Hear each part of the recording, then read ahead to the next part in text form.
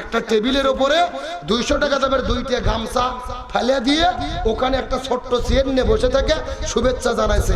আল্লাহু আকবার বলবেন না? কোনো ভাব নাই, কোনো অহংকার নাই।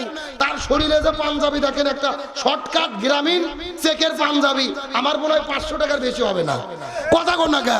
আর একটা কোটি পরে থাকে, ওটাও মনে হয় 500 টাকা, এর বেশি হবে না। তার মানে বোঝা যায় কোনো অহংকার নাই, ভাব নাই, মোশার নাই। অথচ এই মানুষটা তামাম পৃথিবীর মধ্যে একজন বিশ্ব লিডার। এই পৃথিবীর মধ্যে সবচেয়ে সম্মানিত 3টে পুরস্কার। কয়টা? 1 নম্বর নোবেল প্রাইজ, 2 নম্বর আমেরিকান প্রেসিডেন্সিয়াল অ্যাওয়ার্ড, 3 নম্বর মার্কিন কংগ্রেশনাল অ্যাওয়ার্ড।